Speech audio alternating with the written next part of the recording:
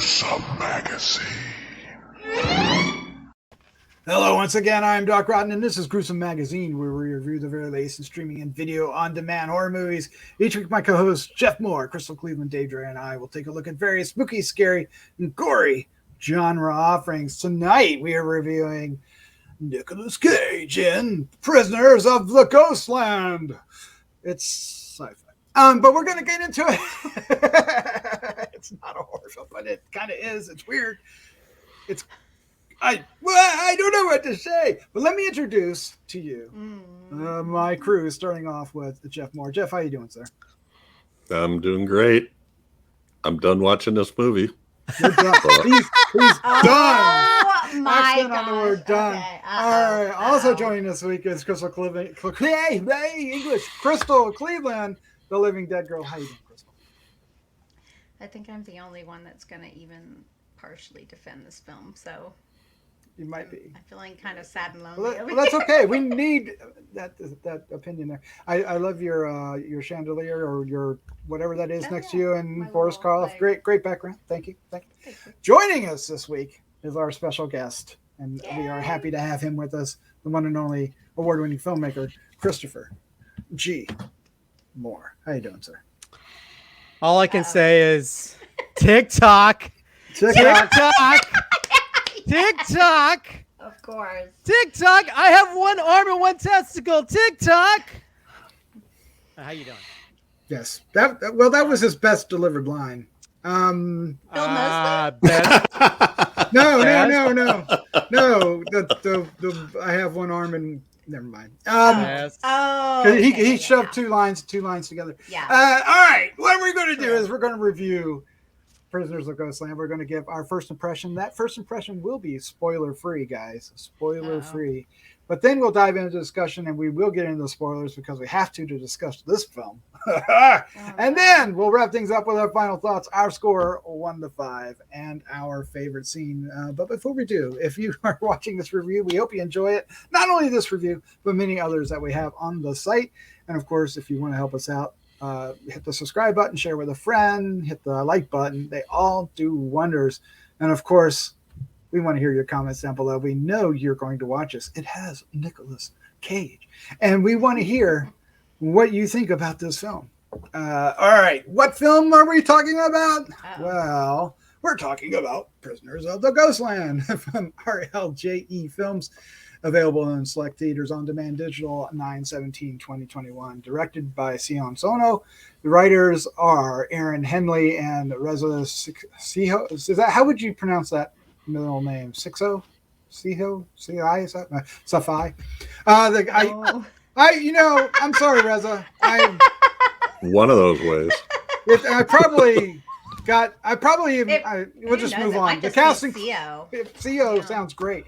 Cast includes Nicolas Cage, Sofia Boutella, Nicholas Cassavetes, Bill Moseley, Tak Sakaguchi, and Yuzuka Nakaya. What did I say? Boy. Just stop. No, you while didn't. you're behind.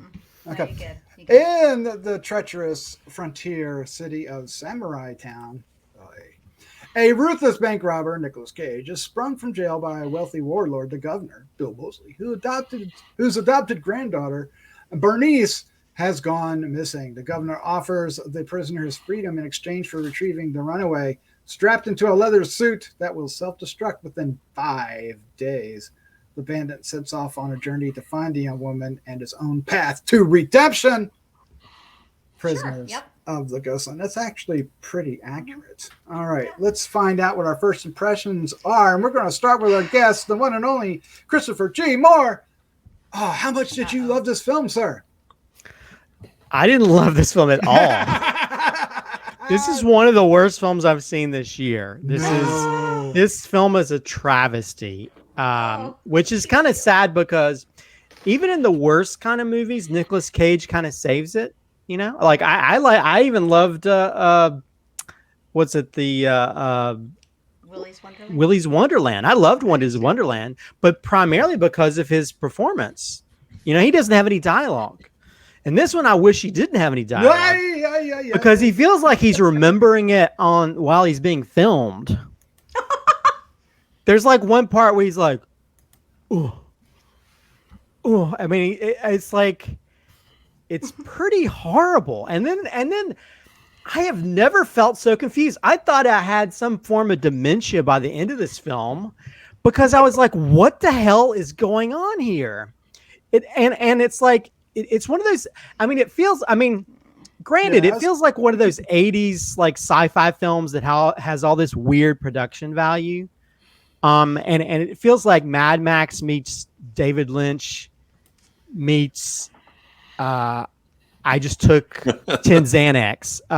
It's Hell Comes to Frogtown or something like that. Yeah, like Hell Comes to Frogtown, Tank Girl. You know, these That's a way better movie. Post-apocalyptic movies from like the 80s and 90s. They just have a lot of weird stuff going on. But this film has no.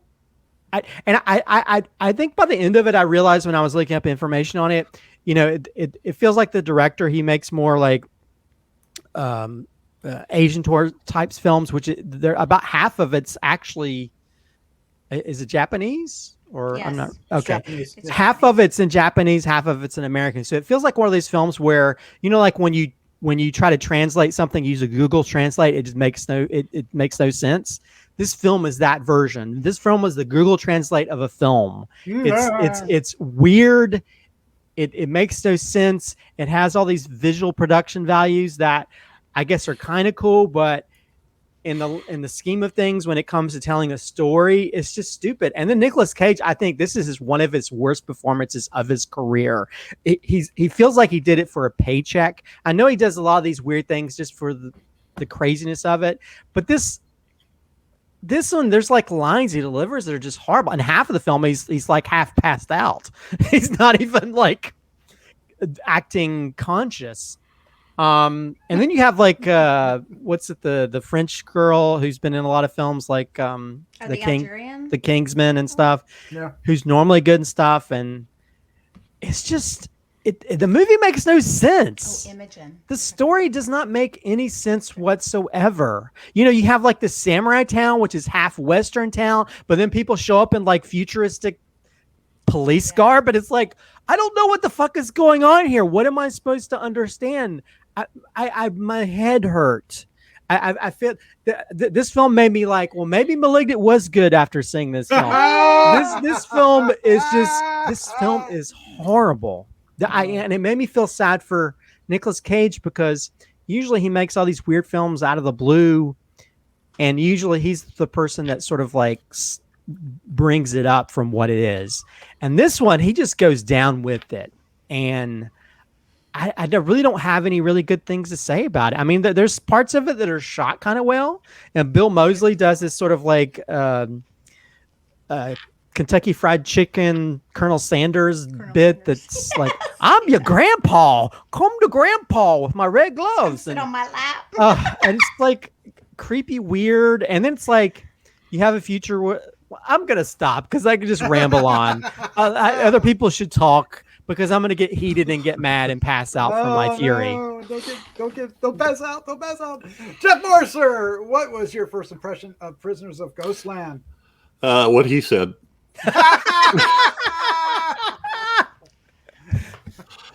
I couldn't, I have a vague understanding of what happened. The sound design was terrible. I mean, I was wearing headphones and I couldn't understand what the hell they were saying when they were speaking English. Yeah.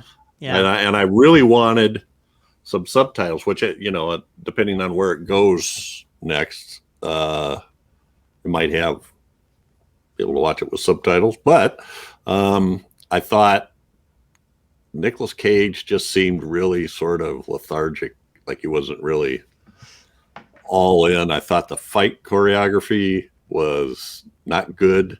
There was too much pauses. I mean, they were having to adjust it, I think. Now, granted, he looks great for being, I don't know, how old is he? Crystal, you know how old he is? Like 57. He appears to be in great shape. So, he's 57.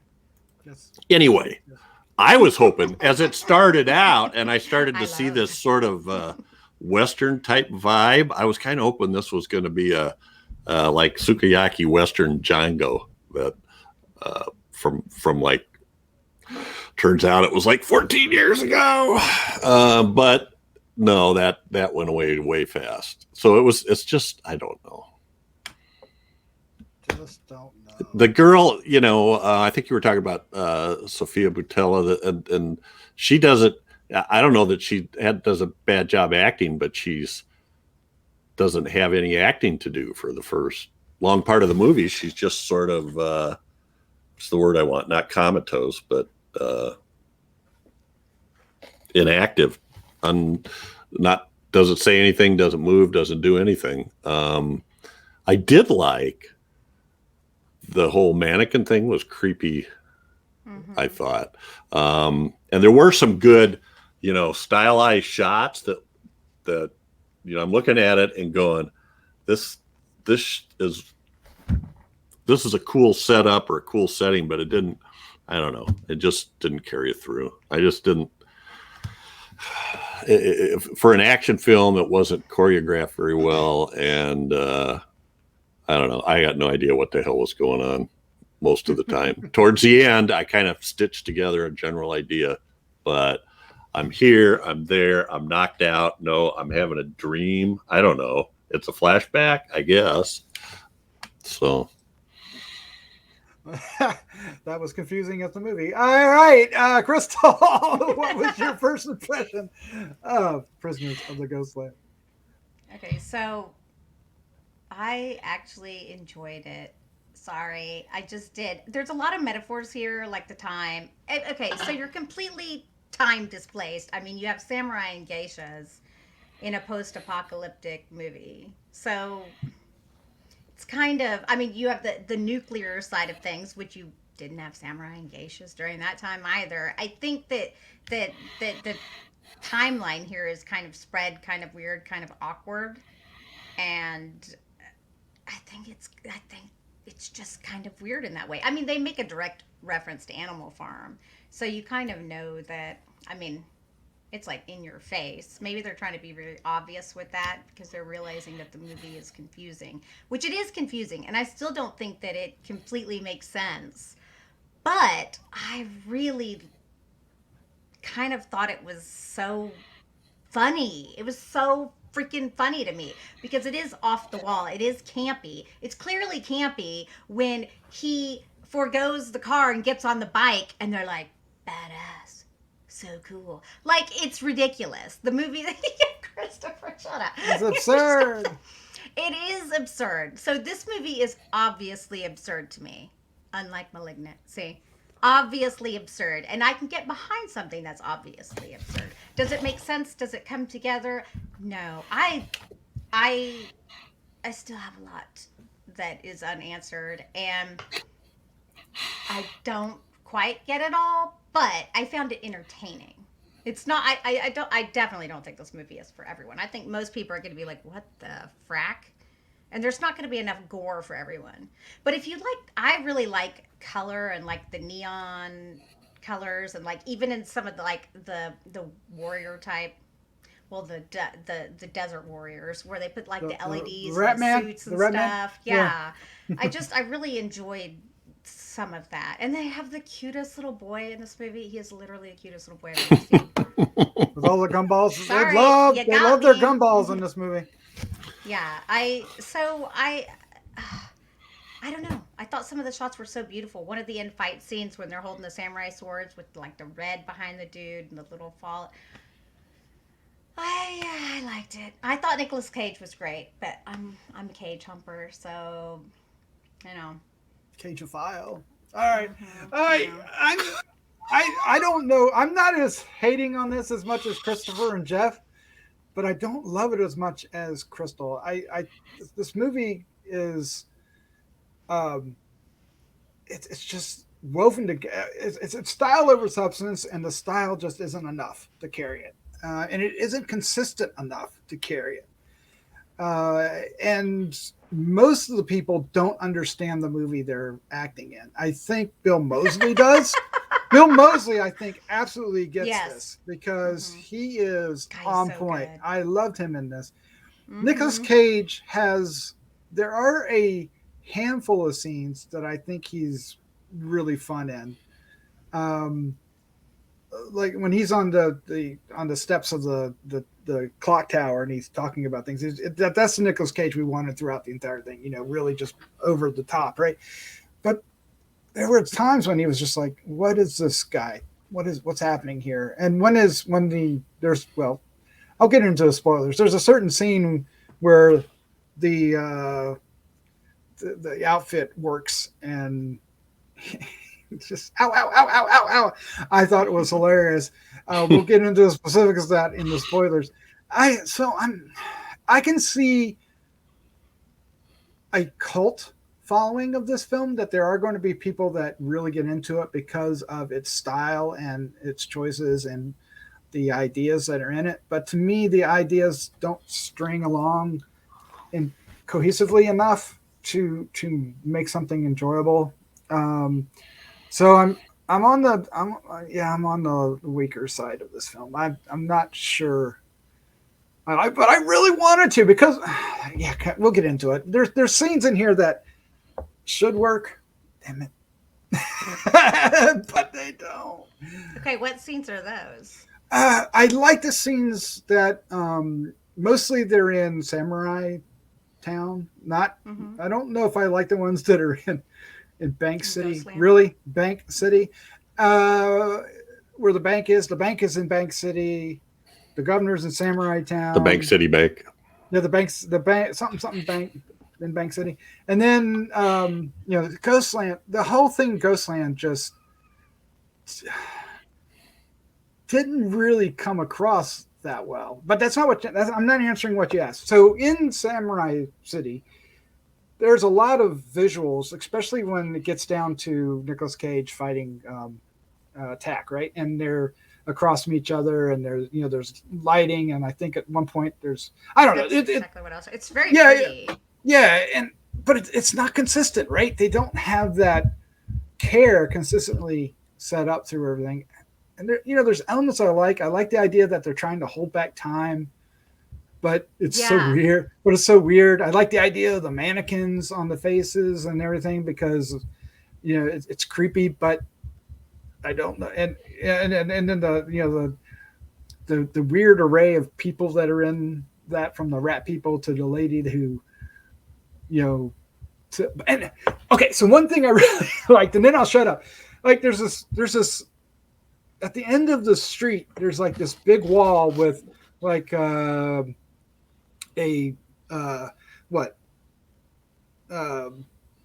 Bunch kind of wall with the heads, and they're singing and their heads are going around like this. I was like, well, that's cool. I don't get what it's doing, but it's kind of cool. But it's just, there's no context, right? I don't know how to absorb what they're showing me in a way that makes it interesting.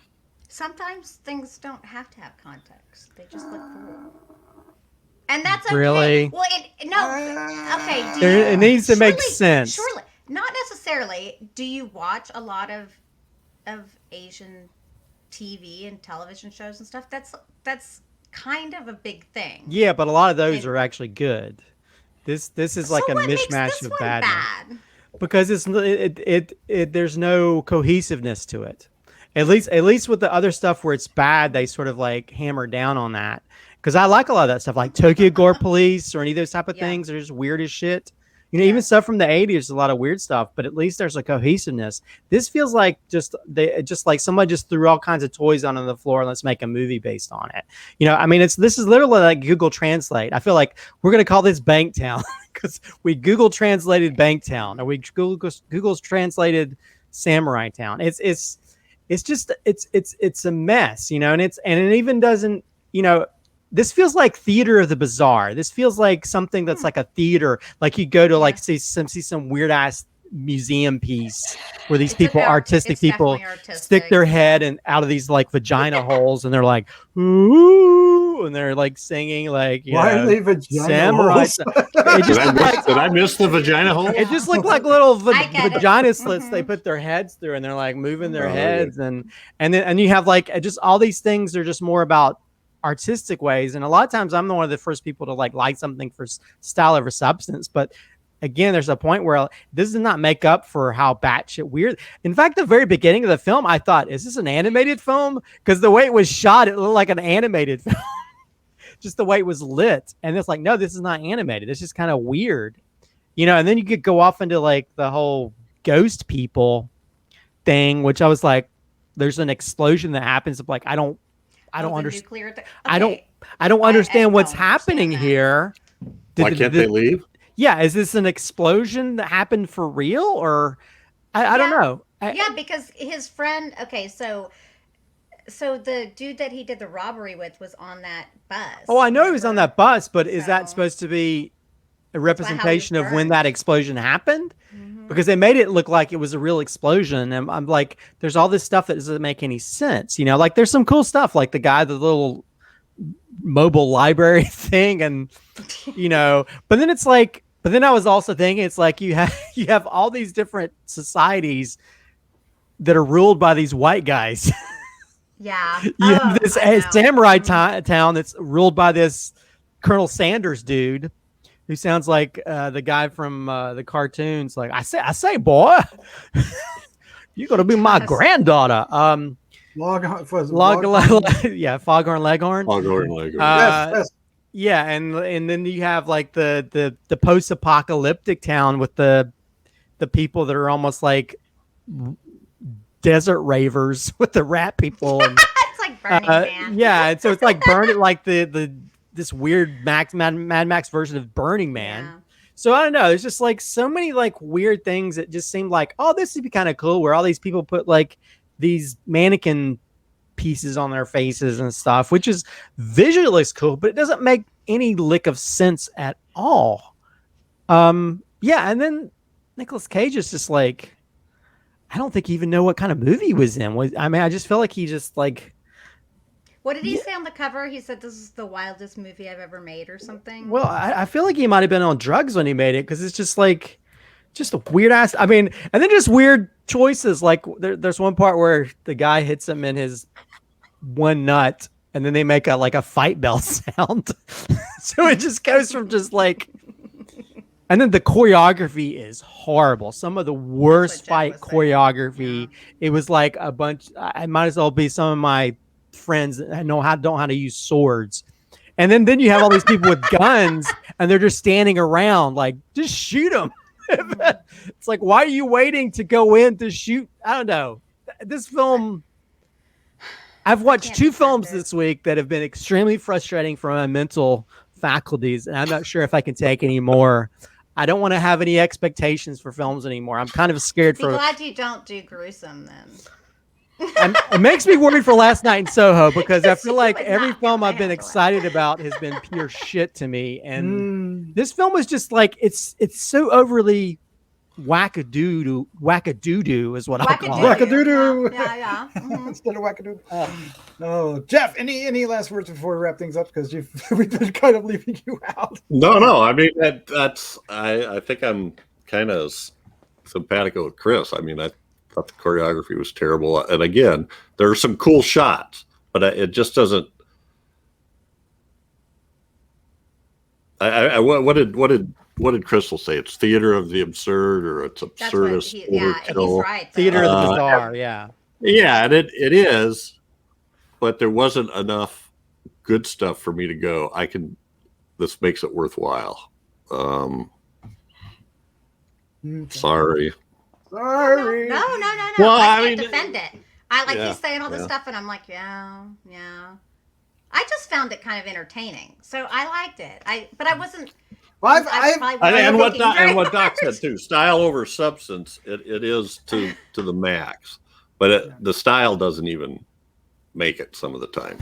No. But I have a feeling that there's going to be a lot more people in Crystal's camp when Could all be is said and done. I just feel like this makes for a good film that you figure out like a drinking game around. This could be like a Rocky Horror of really bad, cheesy, like a post-apocalyptic films where people just drink every time that Nicolas Cage passes out for no reason.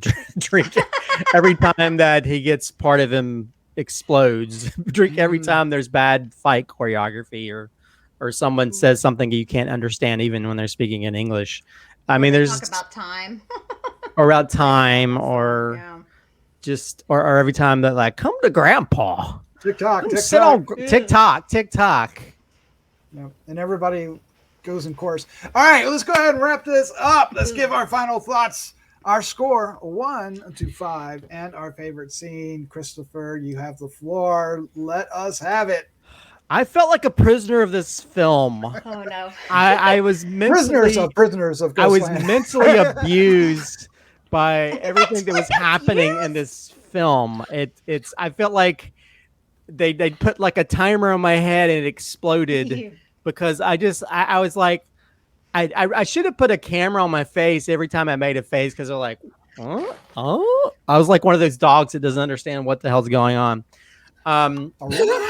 This is this is not this is a mess of a film. This is a mess of a film. This is I even hate calling it a film. It feels like it's a film. It feels like one of those things you see go to a museum and it's just a bunch of images thrown together. There's really no cohesiveness to it. I'm almost kind of embarrassed for Nicolas Cage because he can be in the craziest shit, but this was just not. He's definitely not. I don't know. I don't think he was even cognizant of what he did. Yeah, this is not a good film. I have a hard time. I will say there's parts of it that were kind of shot kind of well.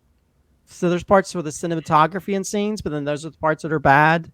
And as much as Crystal wants to call this campy, no, there's nothing.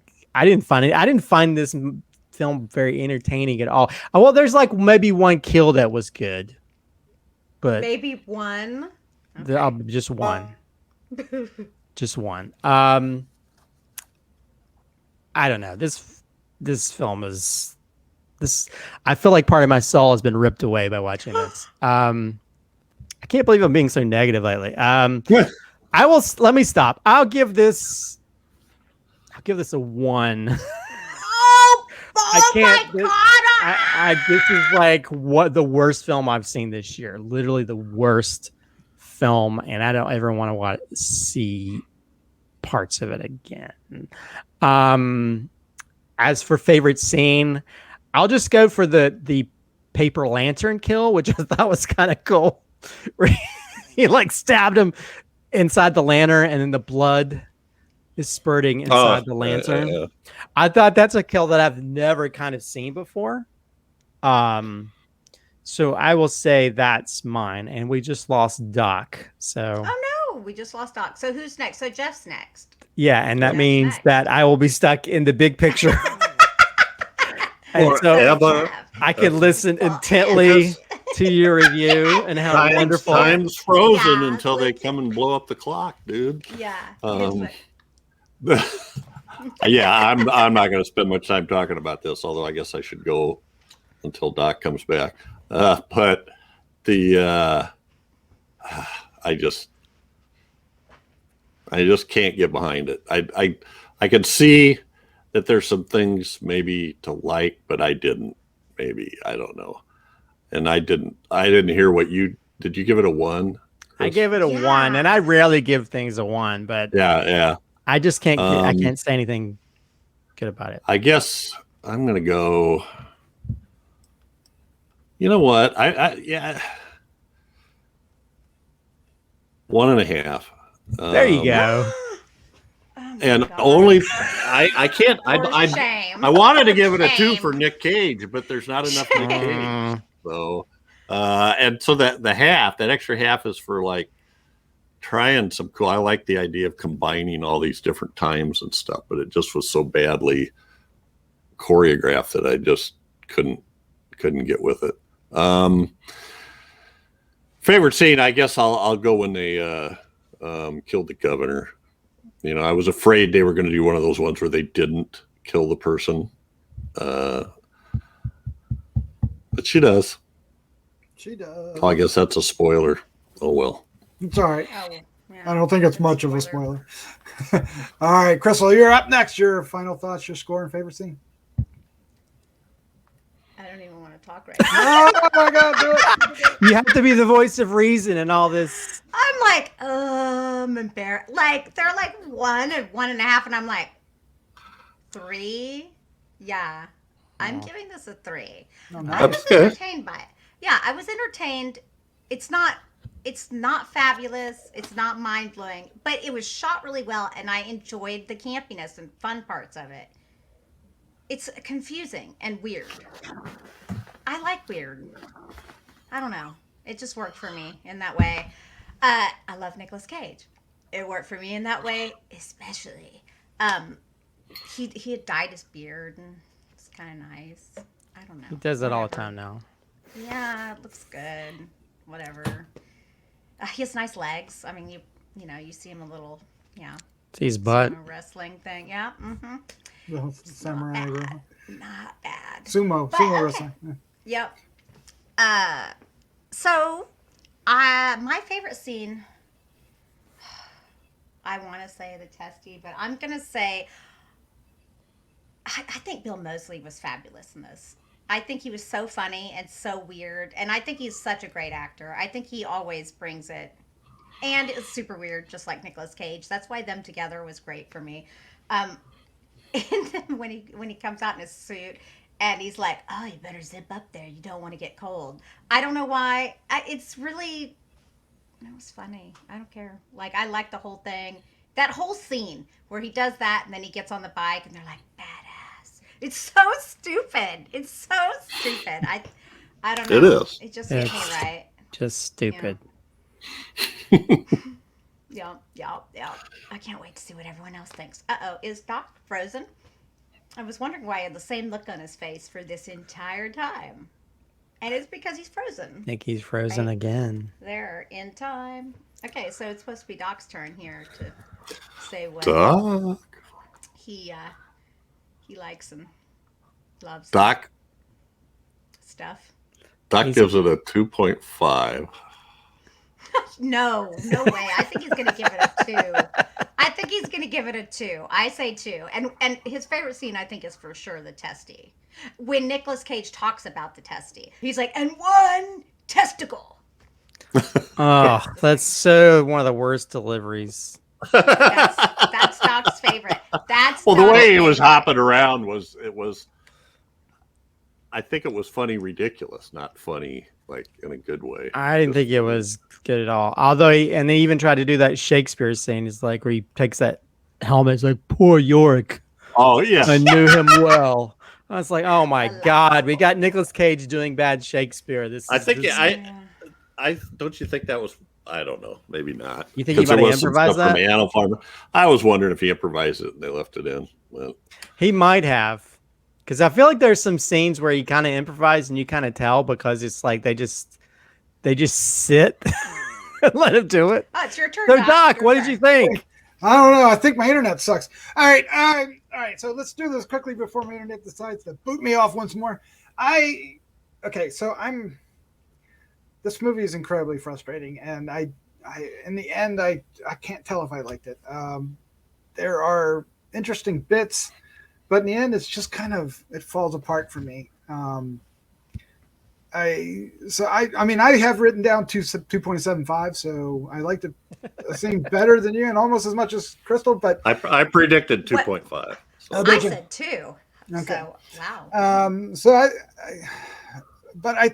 I think there's an audience for it. I just don't think it's me. Obviously, it's more Crystal than us. But I don't know. I don't know. This movie just baffled me in a lot of I different get ways. it. I'm starting to feel like the people who liked *Malignant*. I get that too. Yep. So my favorite scene, I guess nobody chose the testicle exploding scene, and We were taking bets on that. yeah. So we predicted you would pick that scene and give it a 2.5, so we were close. We were pretty close. I'm okay. So I'm predictable. I just thought it was because So first, it was the first one to go off, right? So we didn't know what kind of explosions. I honestly didn't think it was going to happen. Right. So it's beep. Yeah, I didn't It was like either. none. So I give him that much. And then it pops, and then he goes ow, ow, ow, ow, ow, ow, and he just, oh my god, it was so hilarious. And then we get the shot, and then then he falls out. one of the many times he passes out. For passes out. He likes to pass out. This guy. Yeah. So We all pass out though too, probably. Yes. Oh my God, yes. I think they couldn't afford him for the full movie, so they just had him passing out every few often. So I don't know. I died laughing when I saw that because it was just so hilarious. But yeah, I'm just gonna shut up. This movie, damn it. I was looking forward to it too, man. I was so gung ho for this, and it like flummoxed me beyond infinity. I was like, what the hell is this? Flummox, he's gonna outshine us all with the word flummox. All right, the word of the day. 10 years from now, when this is a cult classic. I know. Oh God. You know it's true. It'll be over there with like Buckaroo Banzai or something. Or, yes. This feels like Buckaroo Banzai, but not as good. And I feel like it's going to be like the Rocky Horror, where either people love it because it's so bad, or they find some kind of meaning. It becomes a cult thing. I hope not. Rocky Horror is amazing. No, it's not a good film. It's only good because people thought it was crappy and they made fun of it. That's the only reason it's popular. Doc. I'm not going to agree with you, Christopher. But yeah, I know. I was like, but Plan 9 for Outer Space is a good film, and so is Motel Hell. That's oh, how dare you! How dare you, sir! If I could punch you through the screen, I would. I could bury you in the dirt. I haven't brought that up for a long time. I just wanted you to feel at home. You know? You and Dave lately. I'm gonna have to fight both of you. Well, I think 10 years from now, people will forget this. No. Yeah. Well, it's Malignant. They're going to be talking, but they're going to write essays about that. No. All right. So we're going to get off on a tangent. We got to wrap this up. I want to thank you, Crystal and Jeff, for joining us again, and of course, Christopher, for joining us. We love having you here. Thank you. Yeah. Sorry, I was so negative. I apologize. No, I like it. It's hard for me to not say how I feel sometimes. You just took the wind out of Jeff's sails. He was going to be the naysayer. Well, sometimes I agree with Jeff. Except it's for rare. things like Motel Hell. Not often. Yeah. All right. Well, let's say goodnight. Good night. Good night. Not all.